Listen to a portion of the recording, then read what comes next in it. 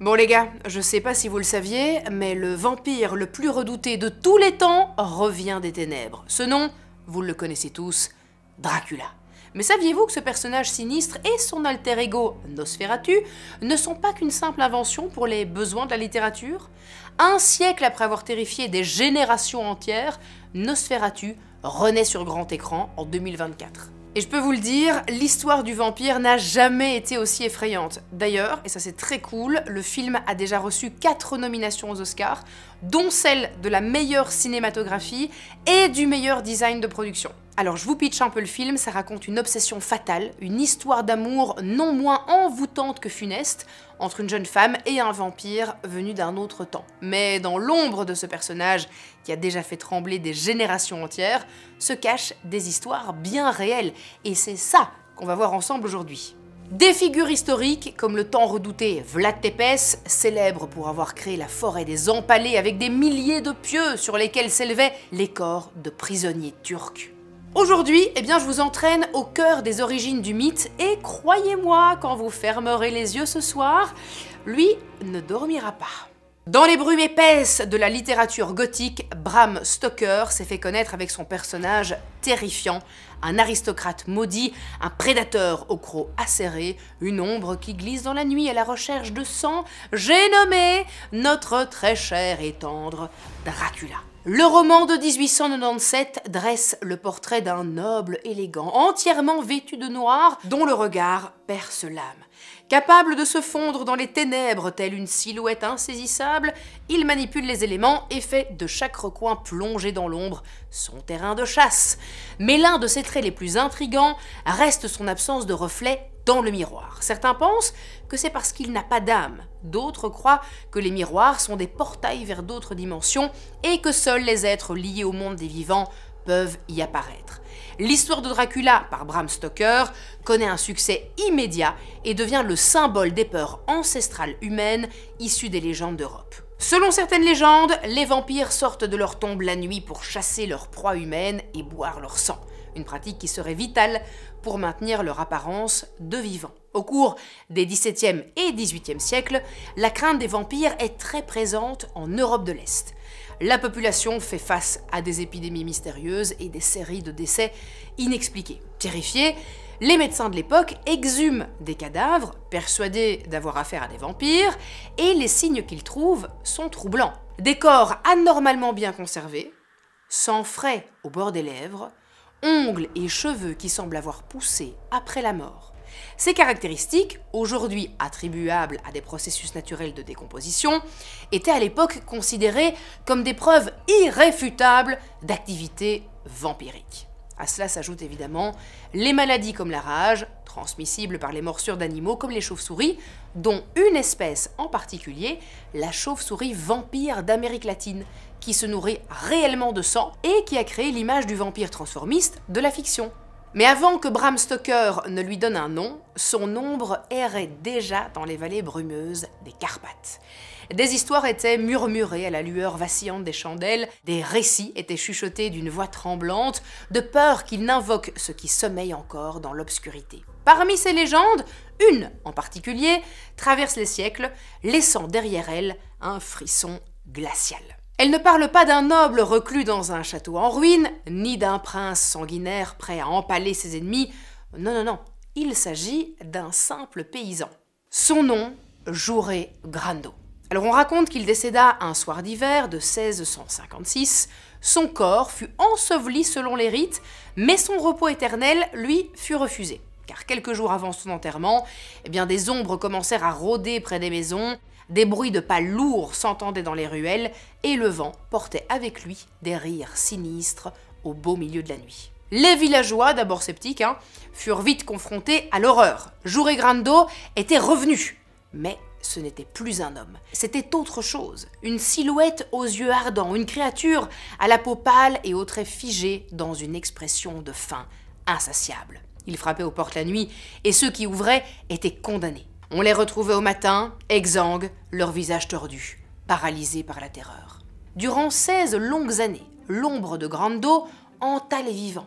16 années pendant lesquelles les villageois vivaient dans la crainte, barricadant leurs portes, murmurant des prières évitant de croiser leur propre reflet dans les vitres, angoissés à l'idée d'y voir un intrus derrière eux. Mais l'horreur atteignit son paroxysme lorsqu'il revint frapper à la porte de sa propre veuve.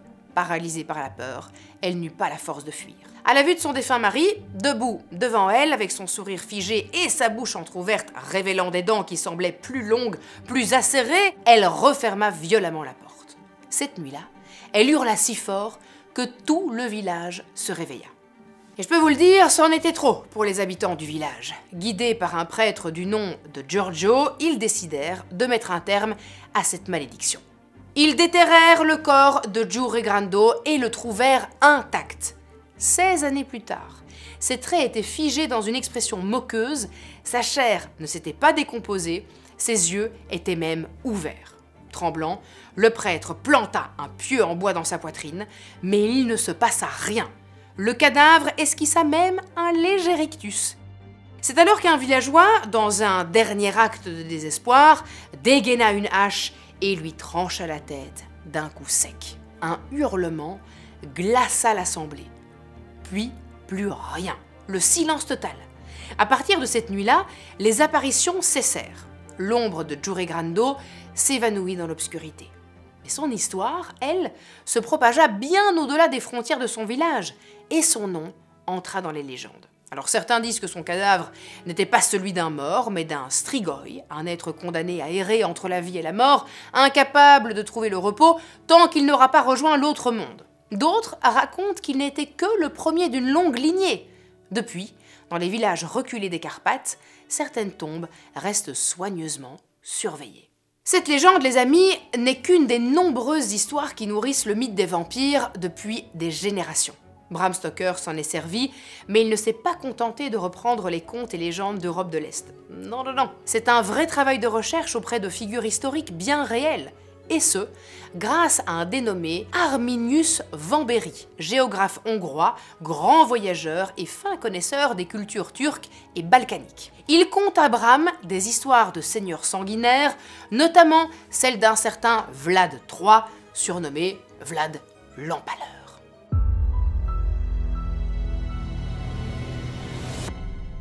Derrière le Dracula littéraire respire en réalité un personnage historique non moins redoutable. Vlad III, prince de Valachie, dans le contexte tumultueux des Balkans du XVe siècle. À cette époque, la Moldavie, la Transylvanie et la Valachie forment ce qu'on appelle la Tara Romaneasca, ce qui s'apparente à la Roumanie actuelle.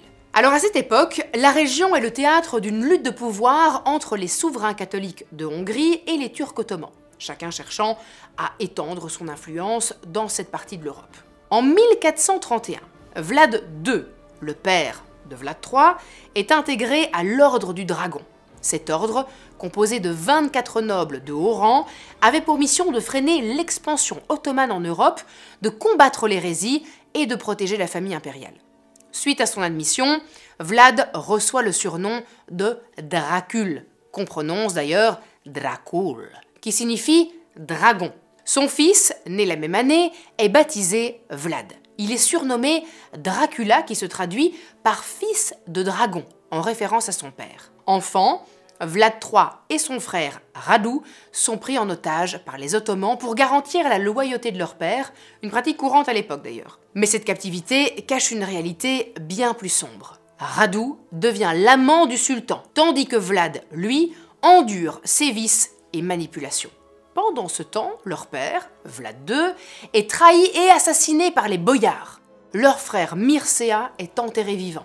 Au moment de leur libération, alors que Radu choisit de rester auprès du sultan, Vlad, lui, rentre en Valachie avec une haine profonde contre les Ottomans et ceux qui ont trahi sa famille. Sa rancune est d'ailleurs si profonde qu'il se crée une armée puissante avec l'intime conviction que pour maintenir sa puissance et son autorité, il ne peut compter que sur la peur. Il se met à gouverner son territoire d'une main de fer. Il traque la corruption et la trahison avec une brutalité inédite. Son arme de prédilection, l'empalement. Un pieu en bois passé à travers le corps de ses ennemis, généralement introduit par le fondement ou le vagin, jusqu'à émerger par la bouche, le thorax ou le dos. Les victimes sont placées de façon à ce que leurs organes vitaux ne soient pas touchés et que leur poids ne les tue pas immédiatement. C'est absolument atroce. Grâce à cette sordide technique, les empalés pouvaient rester en vie de plusieurs heures à plusieurs jours, transpercés de part et d'autre par leurs pieux. C'est cette pratique qui a valu à Vlad le terrible surnom de Vlad Tepes, autrement dit l'empaleur. Sa colère est si intense et sa volonté d'instaurer la terreur si puissante qu'il n'hésite pas à massacrer quiconque se mettrait sur son chemin. Comme d'ailleurs un beau dimanche de Pâques en 1457, ce jour-là, Vlad organise un grand banquet auquel il invite des centaines de boyards qui détiennent le pouvoir depuis des générations. Influents, riches et souvent corrompus, ils se placent là où le vent tourne, prêtant allégeance à celui qui leur offre le plus d'avantages. Ce sont eux qui ont trahi son père et assassiné son frère. Vlad le sait. Il sait aussi qu'ils complotent déjà contre lui. Alors il décide de frapper le premier. Ce jour-là, il prétexte vouloir célébrer la fête religieuse. La nourriture est abondante, le vin coule à flot, l'atmosphère est détendue, jusqu'à ce que les portes se ferment. Les invités sont faits prisonniers. Les gardes surgissent et encerclent les tables. Vlad se lève, son regard froid balaie la salle. Le silence s'installe. L'heure du châtiment a sonné. Les plus vieux boyards sont empalés sur le champ, transpercés lentement par des pieux en bois, leur agonie étirée sur des heures, voire des jours. Les plus jeunes, considérés comme les plus robustes, sont forcés de marcher plus de 140 km jusqu'à la forteresse de Puenari, en haut des montagnes. Là, Vlad les réduit en esclavage. Ils reconstruiront son château, pierre par pierre, jusqu'à leur mort. Beaucoup d'ailleurs mourront d'épuisement. Pendant toutes ces années de règne, Vlad l'Empaleur installe un véritable règne de terreur. Personne n'est à l'abri de sa cruauté, qu'il s'agisse de ses ennemis ou de ses propres sujets. Il instaure le pal pédagogique, une méthode radicale de dissuasion où un habitant soupçonné de délit est empalé sur la place publique, exposé aux yeux de tous pour faire passer un message clair. Toute transgression sera punie dans l'horreur la plus absolue. Obsédé par l'idée d'avoir l'armée la plus puissante, il va exécuter ses propres soldats qui ont l'audace de revenir blessés dans le dos. Selon lui, ces soldats ne sont pas suffisamment courageux pour faire face à l'ennemi. Son seul nom inspire une telle peur qu'on raconte qu'à Targovishte, une coupe en or a été laissée à disposition sur la place du village pendant toute la durée de son règne sans que personne n'ose la toucher. Tout le monde sait que sous le règne de Vlad, le crime n'existe plus. Et lorsqu'il est confronté à ceux qui veulent le soumettre, il ne recule devant aucune barbarie pour affirmer son autorité. C'est d'ailleurs la triste expérience qu'ont fait deux émissaires ottomans. Arrivés à la cour de Vlad pour exiger un tribut, signe de soumission à l'Empire, ils auraient refusé d'ôter leur turban devant lui en expliquant que leur coutume leur interdisait de le faire. Vlad aurait alors fait respecter cette tradition à son paroxysme en leur clouant leur turban sur le crâne. Si vous aussi vous aviez une tradition à respecter, et puis surtout, si vous n'avez pas envie de vous prendre un bon pal dans le fondement, je vous invite à vous abonner à cette chaîne. Vous le savez, je publie une vidéo par semaine où l'on parle d'histoires incroyables, étranges et même terrifiantes. C'est de la balle les gars, je vous jure, alors n'hésitez pas, abonnez-vous. Ça vaut mieux pour vous. Où en étais-je? Bon, la sinistre réputation qui va faire de Vlad Dracula la terreur des Balkans trouve son origine dans la brutalité extrême avec laquelle il impose son autorité et terrorise ses ennemis. En 1462, lorsque l'armée ottomane menée par Mehmet II s'approche de la Valachie, Vlad prépare un spectacle d'une horreur sans précédent. 20 000 prisonniers de guerre turcs sont empalés sur des pieux et alignés le long des routes menant à sa capitale, Targovitche. Quand Mehmet II et ses soldats arrivent aux portes de la ville, ils font face à l'horreur. Devant eux se trouve ce qu'on appellera plus tard la forêt des empalés. Tel un océan de corps mutilés, gonflés par la décomposition, pourrissant sous le soleil brûlant. L'odeur de la mort est insoutenable. Les cris des corbeaux déchirent le silence. Et l'horreur est telle que même Mehmet II, pourtant réputé pour son sadisme, refuse de poursuivre l'offensive. Comme un ultime message de défiance, il fait ensuite porter à Mathias Corvin, son ancien allié devenu ennemi, des sacs remplis de nez et d'oreilles tranchées. C'est sur ce champ de bataille que Vlad l'Empaleur trouve la mort en décembre 1476. Traqué, encerclé, il est abattu et sa tête, coupée nette, est envoyée à Constantinople. Elle est plantée sur un pieu et exhibée en pleine place publique, pour preuve ultime que le tyran sanguinaire n'est plus. Mais est-ce vraiment la fin de Vlad Dracula? Pas vraiment. En 1933, une découverte relance le mythe. Des archéologues prétendent avoir retrouvé son sarcophage.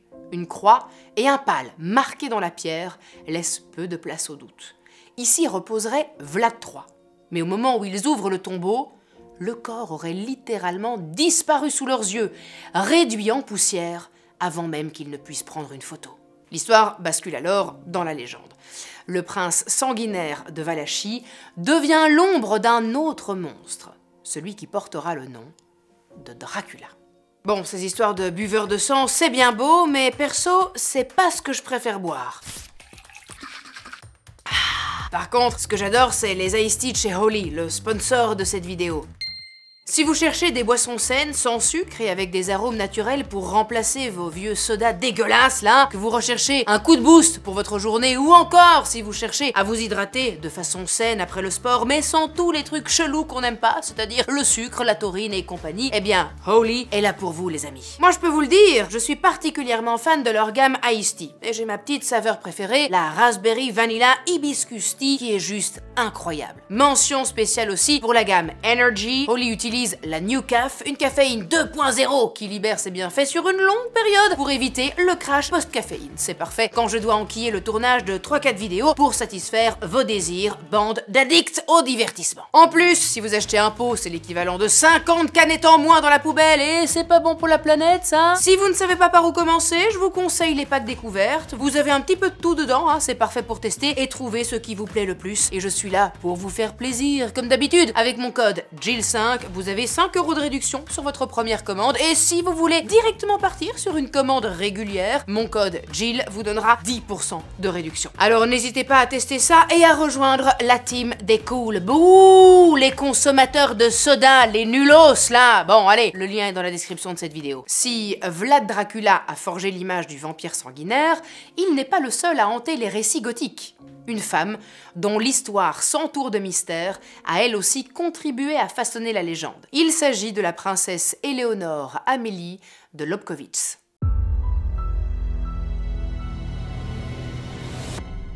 Éléonore Amélie de Lobkowicz, princesse d'Autriche, est une femme de pouvoir cultivée et respectée à la cour des Habsbourg. Issue d'une prestigieuse lignée, elle épouse le prince héritier de Schwarzenberg, mais face à des problèmes de fertilité, la princesse s'appuie sur une croyance populaire pour assurer la descendance. Selon elle, boire du lait de louve favoriserait la naissance d'un fils. Déterminée, Éléonore fait capturer des louves dans les forêts avoisinantes et les enferme dans des cages au château, où elles sont traitées quotidiennement. Chaque nuit, les hurlements des bêtes résonnent à travers la vallée, glaçant le sang des habitants des villages voisins. Ces cris, mêlés aux rumeurs de guérisseurs aux méthodes occultes qu'elle invite dans son château, lui valent une réputation inquiétante. Après la naissance de ses 2 enfants, dont un fils, la princesse tombe malade. Ce mal inconnu la ronge et aucun médecin de l'époque n'arrive à la soigner.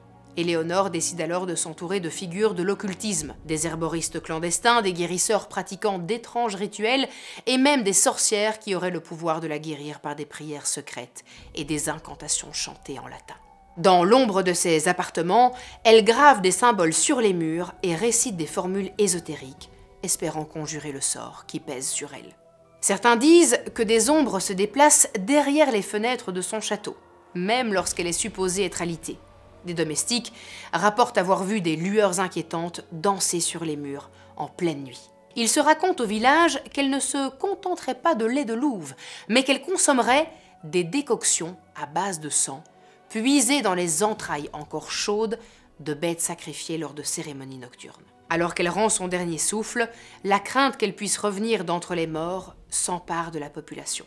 Ses domestiques affirment qu'après sa mort, ses traits n'ont pas changé, que ses joues ont conservé une étrange teinte rosée et que ses lèvres sont encore humides, comme si son souffle de vie persistait. Craignant que sa mort ne soit pas naturelle, et fait très rare à l'époque, une autopsie est réalisée sur le corps de la princesse. Au moment de l'examen, ses entrailles sont tuméfiées, mais son cœur, lui, est intact. Il est alors extrait et disséqué. Le corps de la princesse, lui, sera enterré dans une chapelle de l'église Saint-Guy de Crumeau, dans une tombe scellée par une voûte maçonnée pour empêcher toute contamination, mais aussi, selon certaines croyances de l'époque, pour s'assurer qu'elle ne puisse jamais revenir d'entre les morts. Mais je peux vous le dire, sceller un corps dans une tombe ne suffit pas toujours à faire taire les légendes. Même la pierre la plus solide ne peut empêcher les légendes de traverser les siècles. Car tandis que certains tentaient d'enfermer leurs morts pour empêcher leur retour, d'autres, bien vivants, traquaient ces histoires pour les consigner. C'est ainsi qu'au XIXe siècle, une écrivaine britannique va donner une nouvelle dimension à ces mythes. Ces récits, chargés de superstitions et de croyances d'Europe de l'Est, vont nourrir l'imaginaire de celui qu'on appelle le père de Dracula, Bram Stoker.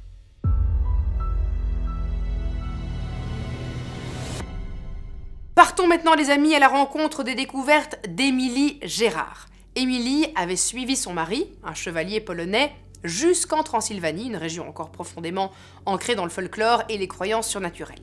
Durant son séjour, elle va s'intéresser à la culture locale et particulièrement aux mythes et superstitions qui imprègnent la région. Elle documente ses observations dans un ouvrage intitulé « Superstitions en Transylvanie » publié en 1885. Alors ce recueil détaillé offre une vue d'ensemble des croyances et traditions transylvaniennes de l'époque. C'est dans ce livre qu'apparaît pour la première fois le terme « Nosferatu », utilisé pour désigner ce qui est non-mort, comme une référence directe aux vampires. Émilie y dévoile un monde où la frontière entre les vivants et les morts est fragile et où l'au-delà semble toujours prêt à s'immiscer dans la réalité. Elle va décrire en détail les rituels censés empêcher un vampire de revenir hanter les vivants. Un pieu enfoncé dans le cœur, la bouche remplie d'ail, le corps retourné face contre terre, voire brûlé pour éviter qu'il ne se relève. Autant de pratiques profondément ancrées dans les croyances locales, témoins d'une peur viscérale du revenant assoiffé de sang. Mais le plus troublant dans son recueil, c'est certainement le mythe du scholomance, une école cachée au sommet d'une montagne interdite, dirigée par le diable lui-même. Alors seuls 10 élèves y sont admis pour apprendre les secrets de la nature, le langage des bêtes et les mystères des forces occultes. On raconte dans la région que ceux qui achèvent leur formation au scholomance acquièrent un savoir interdit dont le pouvoir de contrôler la pluie et les orages. Mais ce don aurait un prix. À la fin de l'enseignement, l'un des étudiants est choisi comme tribut au diable et condamné à rester à jamais sous terre, dans l'obscurité et dans un monde dont nul ne revient. Émilie rapporte également l'existence d'esprits anciens, tapis dans les profondeurs des forêts impénétrables et des lacs obscurs. Invisibles à l'œil humain, ces entités errent entre les immenses arbres de la forêt, murmurant des menaces aux voyageurs égarés et provoquant d'étranges phénomènes. Certains disent qu'elles volent l'énergie des vivants et puis d'autres qu'elles protègent des secrets oubliés. Les habitants de Transylvanie vivent dans la crainte de ces êtres, persuadés qu'une simple offense peut déclencher leur colère et attirer malédiction et désastre. Pour les apaiser, il faut respecter des rites bien précis. Par exemple, offrir du lait aux esprits de la forêt, déposer des pièces aux abords des rivières ou éviter de prononcer certains mots après la tombée de la nuit. Et c'est dans cet univers de croyances sinistres et de récits interdits que Bram Stoker puisera l'essence de son Dracula. Mais les récits de Nosferatu et d'âmes tourmentées ne sont pas les seules influences qui ont nourri la légende du vampire. L'histoire regorge de personnages dont les actes ont inspiré les figures les plus effroyables de la fiction.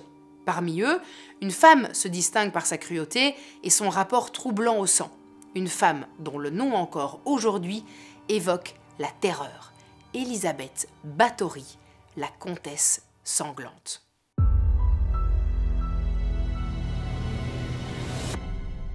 Issue de la puissante famille Bathory, elle grandit dans un environnement marqué par la violence et les complots politiques de la noblesse hongroise du XVIe siècle. Dès son plus jeune âge, elle aurait été témoin de tortures infligées aux serfs, ces paysans contraints de travailler sous l'autorité du seigneur pour avoir le droit de vivre sur leurs terres. Dans ce milieu, on peut le dire, elle se serait forgé un attrait macabre pour la souffrance. Les récits les plus terrifiants autour de la comtesse évoquent ces méthodes de torture inimaginables. On raconte qu'elle faisait fouetter ses servantes jusqu'au sang, qu'elle les brûlait avec des fers chauffés à blanc ou encore qu'elle leur versait de l'eau glacée sur le corps en plein hiver pour les transformer en statues gelées. Celles qui succombaient à ces supplices étaient ensuite enterrées à la hâte dans le parc du château ou bien dissimulées dans les catacombes souterraines. Mais la légende qui a rendu son nom immortel s'appuie sur l'un de ces étranges rituels, des bains de sang. Selon certaines sources, un jour, après avoir giflé une servante et vu son sang perler sur sa main, elle aurait eu l'impression que sa peau paraissait plus jeune et plus éclatante à cet endroit. Convaincue que le sang des jeunes filles vierges était un élixir de jouvence, elle s'en badigeonna et selon certains témoignages, elle prenait même des bains entiers remplis du liquide vital de ses victimes. Ces pratiques auraient été suggérées par une sorcière locale installée dans une petite dépendance du château et qui lui aurait d'ailleurs enseigné des rituels occultes en lui promettant que ses sacrifices prolongeraient sa jeunesse et sa beauté. Nous sommes en décembre 1610, après que des rapports aient mentionné de nombreuses disparitions de jeunes filles, un palatin mène une descente au château de Čatice pour arrêter Elisabeth Báthory. Sur place, il découvre une scène glaçante. Une domestique agonisante, une jeune fille morte vidée de son sang dans le vestibule et une douzaine de servantes mourantes dans les sous-sols. Mais surtout, une odeur persistante de sang et de putréfaction. Les accusations sont accablantes. La comtesse est soupçonnée d'avoir torturé et tué des centaines de jeunes filles. En raison de son rang, elle échappe au bûcher et son procès n'aura jamais lieu. Certains ont plus de chance que d'autres. À la place, elle est condamnée à être emmurée vivante dans l'une des pièces de son propre château. Seule une petite ouverture permet de lui glisser de la nourriture et de l'eau. Elle reste enfermée pendant 4 ans, jusqu'au 21 août 1614, où elle est retrouvée morte sur le sol de sa dernière demeure. Je sais pas vous, mais finalement, moi j'hésite. Entre me faire brûler vive sur le bûcher ou mourir derrière un mur de pierre, je sais pas trop. Dites-moi en commentaire ce que vous auriez préféré comme sentence. Bon, si la légende de la comtesse sanglante continue de hanter les esprits, une autre histoire encore plus terrifiante s'est transmise à travers les siècles. Une histoire où la mort elle-même ne suffit pas à mettre un terme à l'horreur. Une histoire où le défunt refuse de rester dans sa tombe et qui a permis de façonner le portrait de Dracula.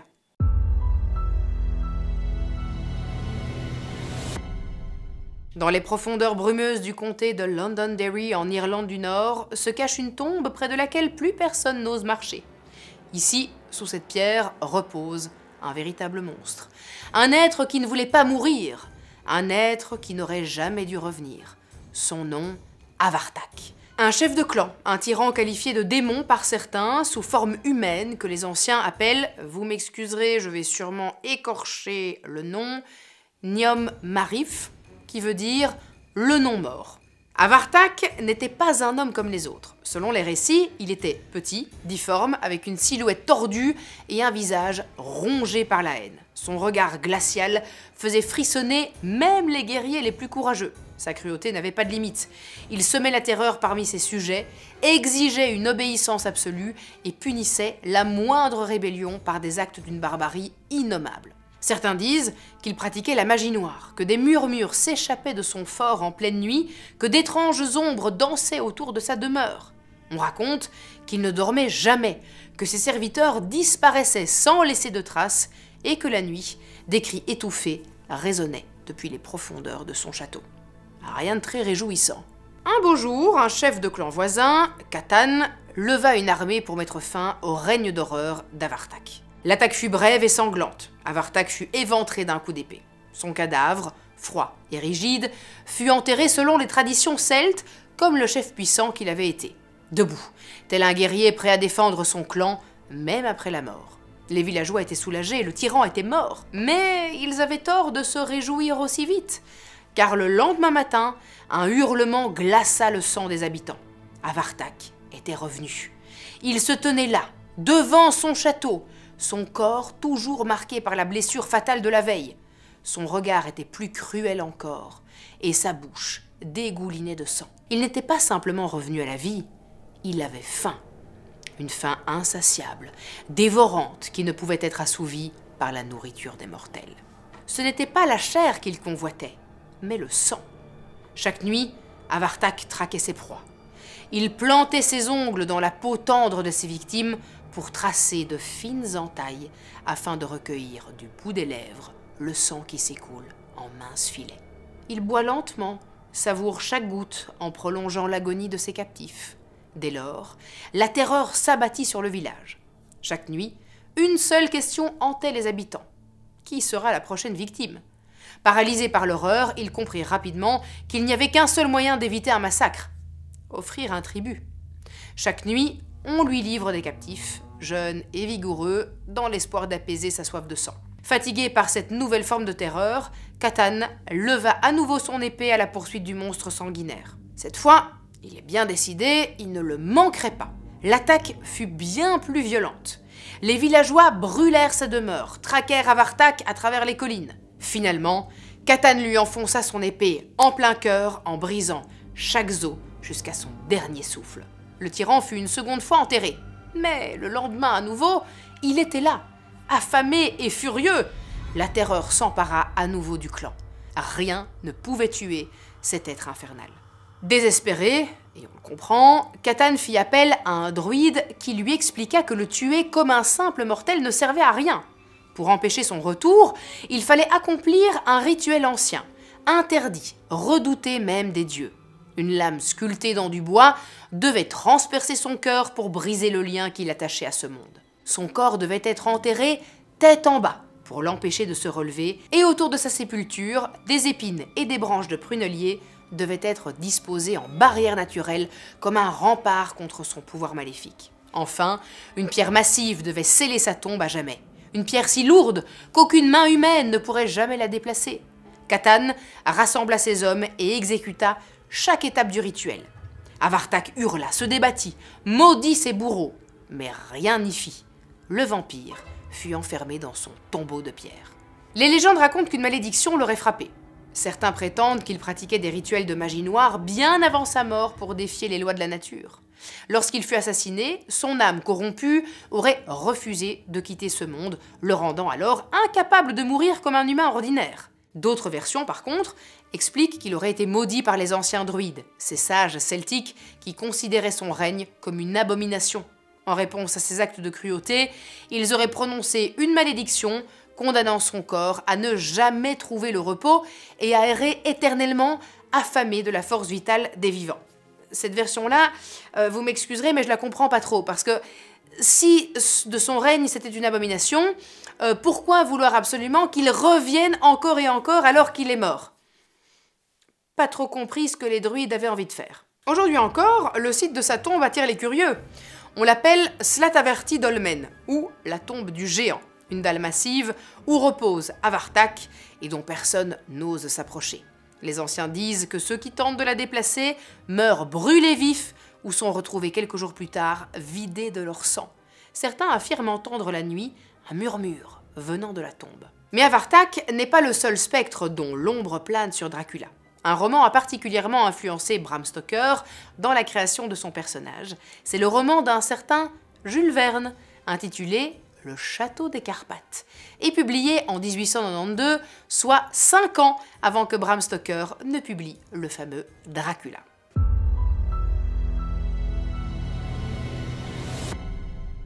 Dans ce roman, nous sommes au cœur des montagnes des Carpates, là où les brumes avalent les vallées et où le vent siffle entre les cimes rocheuses.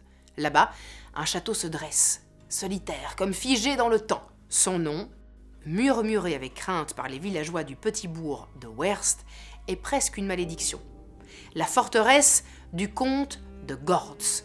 Depuis des décennies, nul n'a osé franchir son seuil. Ses murs sont noircis par les âges, ses tours éventrées pointent vers le ciel comme des griffes cherchant à s'accrocher aux nuages. Mais si le château semble abandonné, une rumeur circule dans les ruelles pavées du village. Certains jurent l'avoir vu, cette lueur blafarde qui vacille derrière les fenêtres brisées. D'autres prétendent avoir entendu des bruits sourds, des soupirs, des chuchotements portés par le vent. Et puis il y a ces traces dans la neige, qui mènent aux lourdes portes de bois, mais d'où jamais personne ne repart. Personne, encore aujourd'hui, ne sait ce qui s'y cache. Ou plutôt, personne n'a envie de le savoir. On raconte que le comte de Gortz, ancien maître du château, est mort depuis des années, mais que son ombre erre encore entre ses murs. Certains affirment qu'il ne dort jamais, qu'il veille, invisible, scrutant ceux qui osent approcher. Un jour, un voyageur vient briser ce silence séculaire. Franz de Telek, un noble hongrois. Il débarque à Werst et écoute ces histoires. Alors d'abord, il rit, pour lui ce ne sont que des superstitions, rien de plus, mais quand il apprend qu'il s'agirait du comte de Gortz, il ne rit plus du tout. Il connaît le nom de Gortz, et il le connaît même trop bien. Et vous savez pourquoi ? Eh bien parce qu'il y a des années, le comte était son rival. Tous deux s'étaient disputé l'amour de la cantatrice La Stilla, une femme d'une beauté ensorcelante, réputée pour avoir une voix capable d'envoûter les âmes. Mais la belle est malheureusement décédée tragiquement sur scène en plein récital. Ce soir-là, Gortz disparaît sans laisser de traces. Son château, lui, est abandonné, jusqu'à récemment. Intrigué, troublé, Telek décide de percer le mystère. Alors il va gravir la montagne, défier les mises en garde des villageois et s'approcher pas à pas du château maudit. Là, il voit une chose qui glace son sang. Dans une fenêtre, une silhouette, une femme. C'est la Stilla. Mais la Stilla est morte, il le sait, il l'a vue s'effondrer sous ses yeux. Mais alors, que fait-elle ici ? Obsédé, il va décider d'entrer. À l'intérieur, les corridors sont déserts, les tapis sont rongés par le temps. Et pourtant, il sent une présence, quelque chose l'observe, tapis dans l'ombre. Dans la grande salle, il découvre le secret de ce château. Tout ce que les villageois voient et entendent ne sont qu'illusions. Le comte de Gortz, incapable d'accepter la mort de son amour, a fabriqué des machines et des dispositifs optiques pour créer une projection de plein pied de la cantatrice. Il a recréé sa voix et son image pour donner l'illusion qu'elle était toujours en vie et pour vivre le reste de ses jours à ses côtés. Lorsque Telek découvre enfin la supercherie, il dérègle le système. Les machines s'emballent et une lourde explosion retentit. Les murs tremblent, le sol se fissure et en quelques instants, la forteresse tout entière s'effondre. Sous les décombres, le comte de Gortz disparaît lui aussi avec son illusion, enseveli à jamais dans les ruines de son château. Plus jamais on ne prononcera le nom du comte de Gortz. Et pourtant, certains disent que la nuit, lorsque le vent s'engouffre dans les montagnes, on peut encore entendre une voix s'élever des ruines du château, comme un chant, comme le dernier écho d'une âme qui refuse de mourir. Disparu sous les décombres de son château, Gortz laisse derrière lui une légende de mort et d'obsession, mais aussi une idée tenace. Et si certaines âmes refusaient réellement de mourir ? Eh bien, c'est au cœur de ces histoires, de ces légendes où la mort refuse d'être une fin, que naît Dracula. Bram Stoker a façonné son vampire comme un prédateur social, un maître de la manipulation et du contrôle mental. Inspiré par les théories de Cesare Lombroso, criminologue du XIXe siècle, il lui prête les traits d'un criminel né, un regard perçant, des instincts primaires dissimulés sous une élégance trompeuse. Il observe, calcule, frappe sans prévenir. Si Bram Stoker l'a façonné en s'inspirant de multiples légendes et figures historiques, c'est à travers le temps, le cinéma et la littérature qu'il a réellement pris son envol. Parmi les adaptations les plus marquantes de Dracula, il y a Nosferatu, sorti en 1922, de Friedrich Wilhelm Murnau. Dépourvu de droits sur l'œuvre originale, les films transforment Dracula en le comte Orlok, une créature cauchemardesque, bien plus monstrueuse et inhumaine que l'aristocrate séducteur. Avec son jeu d'ombre angoissant et son esthétique dérangeante, le film a terrifié les spectateurs à un point tel que beaucoup ont cru que l'acteur Max Schreck était un véritable vampire. Son apparence cadavérique, sa gestuelle inhumaine et son regard hypnotique étaient si troublants que la rumeur d'un tournage maudit s'est propagée et a donné naissance à l'idée que Nosferatu était la représentation réelle d'un être venu des ténèbres. La légende raconte que Max Schreck ne quitta jamais son personnage, même en dehors des prises, et qu'il était comme possédé. Interdit pendant un temps à cause d'un procès intenté par la veuve de Bram Stoker pour plagiat, Nosferatu a bien failli disparaître à jamais. Pourtant, malgré la tentative de destruction de toutes les copies, certaines ont survécu et ont permis au film de devenir un chef-d'œuvre culte du cinéma expressionniste allemand. Depuis, Nosferatu a influencé d'innombrables films d'horreur et continue d'être étudié comme une référence absolue du genre. Il a même fait l'objet de nombreuses relectures, notamment dans Shadow of the Vampire, où Willem Dafoe incarne un Max Schreck qui serait en réalité un véritable vampire. À chaque nouvelle adaptation, Dracula s'est transformé, évoluant au gré des époques et des sensibilités, devenant tour à tour un monstre hideux, un séducteur aristocratique ou une figure tragique et romantique. Du Dracula aristocratique et charismatique de Bela Lugosi en 1931 à la version plus moderne et tourmentée de Gary Oldman dans le film de Francis Ford Coppola, chaque acteur et réalisateur apporte une vision unique du vampire emblématique. Avec le temps, le vampire a évolué. Le mythe horrifique a laissé place à des figures plus nuancées, parfois romantiques, parfois tragiques. Entretien avec un vampire, Twilight, True Blood ou encore The Vampire Diaries ont revisité le mythe, le modernisant pour un public avide de nouvelles interprétations. Certaines productions l'ont même adapté aux enfants, comme pour le film d'animation Hotel Transylvania. Un siècle plus tard, Nosferatu fait son grand retour sur le grand écran. En 2024, le remake tant attendu, réalisé par Robert Eggers, nous replonge dans cette ambiance lugubre et suffocante. Avec une nouvelle approche visuelle et une réinterprétation du mythe, le film renoue avec l'essence horrifique du personnage pour lui redonner toute sa dimension cauchemardesque. Dracula demeure intemporel. Son influence est toujours palpable. Chaque année, des festivals, des expositions et même des attractions touristiques, comme le célèbre château de Bran en Roumanie, entretiennent le mystère autour comme une preuve de plus que le vampire ne meurt jamais. Il se transforme, se réinvente et continue d'exercer son emprise sur notre imagination pour nous rappeler encore et toujours que certaines ombres ne disparaissent jamais vraiment. Et qui sait ? Peut-être qu'en sortant du cinéma, vous scruterez l'obscurité, redoutant de voir une silhouette décharnée se dévoiler à la lueur de la lune. Et voilà mes chers amis, alors si vous aimez les vidéos basées sur des événements tragiques apparus autour de films d'horreur mythiques, eh bien je vous invite vivement à regarder ma vidéo sur les films qui ont tué leurs acteurs.